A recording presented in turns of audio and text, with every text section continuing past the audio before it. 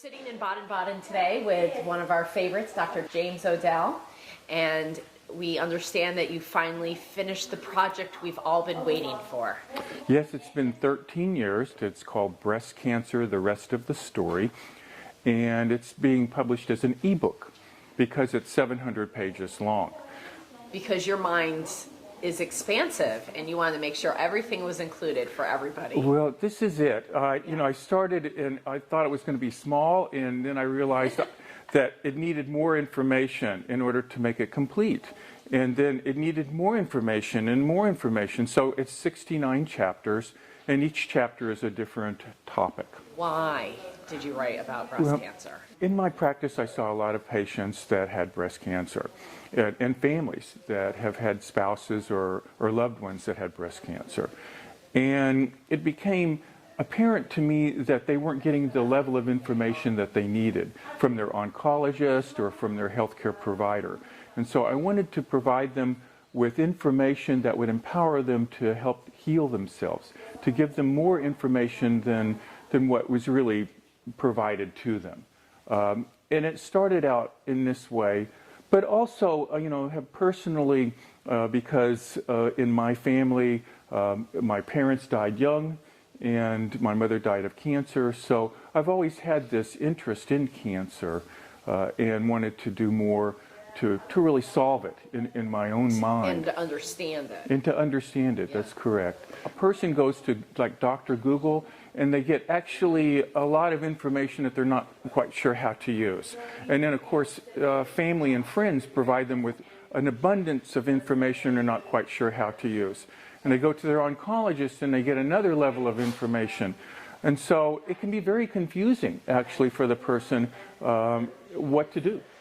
How to proceed. And very, I would feel very vulnerable, I would imagine, as well, because here they are given this diagnosis that nobody wants to hear. I mean, I grew up in a house with cancer as well. My father had cancer multiple times, which is why I'm in this industry as well. I wanted to find the solution to cancer. Yeah.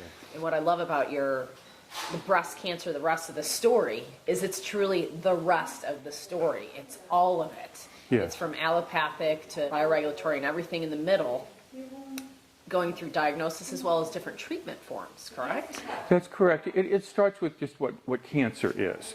And then we go into more of like the causative agents, or what we call the etiology of the cancers. And of course it's a multifactorial cause. I mean, there's environmental causes, there's genetic causes, there's just a myriad of causes that can add up and actually result into what we now see as cancer. The gist of the book, though, is, and the whole idea behind it is that the tumor isn't the cancer. It's the terrain, it's the environment that causes the tumor. And so you can't just remove the tumor and expect good results. This is why there's so many recurrences, that you have to treat the individual and the environment, and that environment is also a mind-body environment. So there's a strong psychoemotional component in the book that I stress. Many people have had shocks to their system, and then later on they develop cancer. This is a very common phenomena. Many people that have cancer, if you ask them what happened 2 years ago or what happened 3 years ago, they'll recite a traumatic event in their life that just took them off their feet, and it was totally by surprise, and it sort of derailed them. It might have derailed them in their purpose in life, or just in their occupation or in their relationship. But this was a very important aspect of a causative factor in cancer. So I think of that as the trigger. Because that does something to your immune system? Yes, it does. It depletes your immune system. When you're under constant stress, that can deplete your immune system. Yeah, but a shock absolutely can deplete your immune system. So that's what I think of as a trigger. Then we have antecedents. Antecedents would be things like problems with functional regulation of hormones, or problems with toxins. Over time, we breathe in toxins, we consume toxins, and they accumulate in our body. And so we know that many of these toxins, these environmental toxins, are carcinogens. And over time, that can also add to this problem of developing cancer. There's other kinds of causative factors. In conventional medicine, they stress a lot of genetics. Of course, genetics is only maybe 10% of it. Some women are having their breasts preventatively taken off because they have the BRCA1 gene, so could you speak about the genetic component? Well, there are genetic components within cancer, but again, as I say, it's only a small percentage. I think of cancer more as an environmental illness and as a psychoemotional-triggered illness. So again, it's about that environment in which those breasts live, in which that body lives. Yes. We accumulate various types of toxins in our tissues, and it gravitates to the breast. There's other types of functional dysregulation that can happen. Much of this is caused by hormones, and particularly in women, that as they get older, their hormones become dysregulated, and you could have toxic estrogen metabolites. And so there's a lot of estrogen receptive cancers out there now. It's not only in breast, it's in ovaries, it's in uterus, it's even in males we see this as well, different types of estrogen induced cancers. And I know hormone replacement therapy is a huge question that a lot of people have when they go through cancer treatments, whether allopathic or not, the aromatase inhibitors and so forth. Do you speak about that in your book as well? Yes, the book, as I say, goes into the causative agents, but it also goes into all the diagnostics, as well as the conventional therapeutics, what we see in oncology, the radiation, chemotherapy, and surgery, of course, and reconstructive surgeries.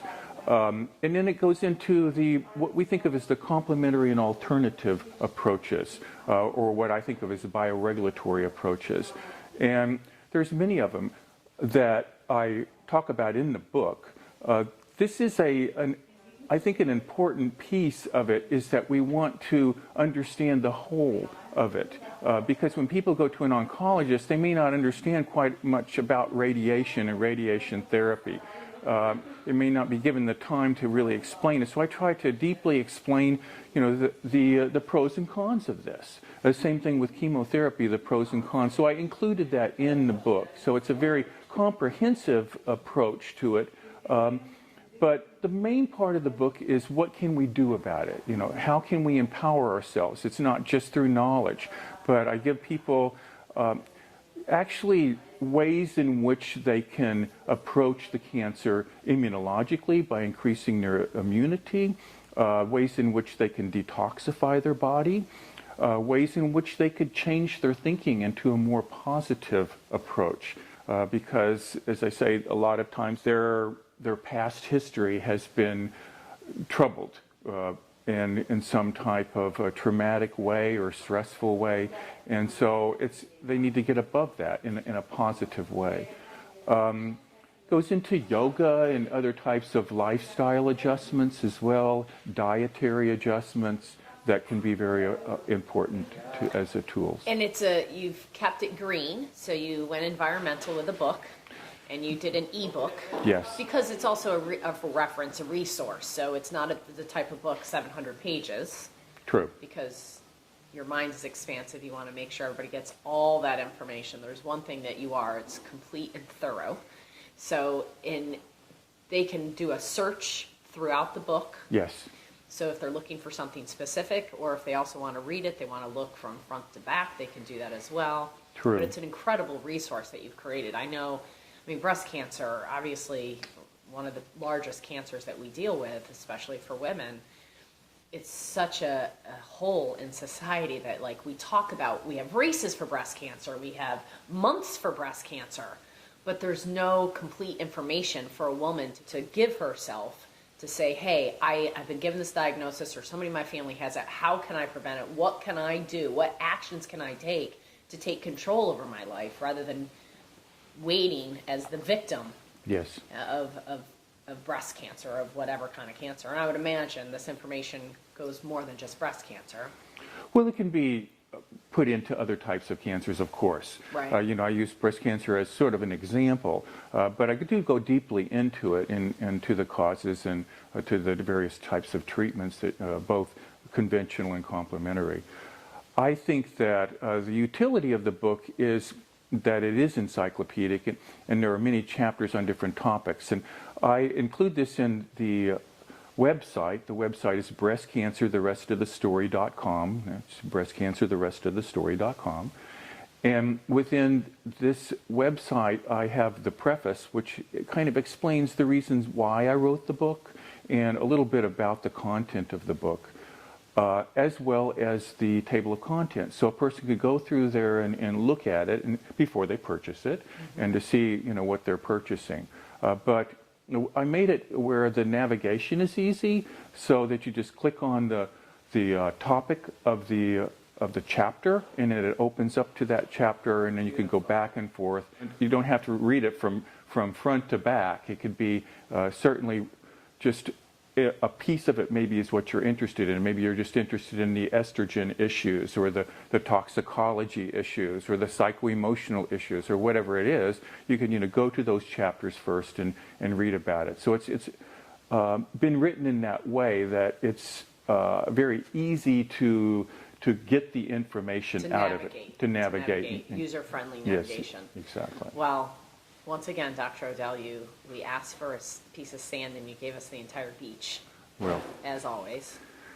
Well, thank you. And yes, this has been very important to me, and I hope that in the future I can always continue to make the book better.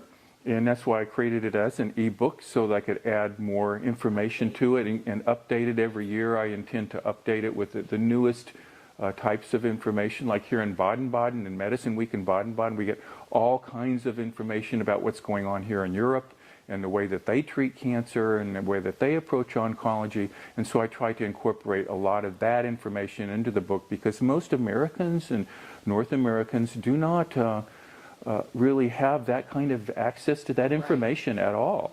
And certainly they're not getting it in their oncology departments. So this is, I think, important, empowering tool. The rest of the story. Yes, the rest of the story. So if you have cancer, you know somebody that has cancer, you want to be more informed about how to prevent breast cancer, go to breastcancertherestofthestory.com. Please share it with your friends. Get the word out there. Let them know that they have now reference and resources that they've been looking for, brought to you by the best, Dr. James Odell.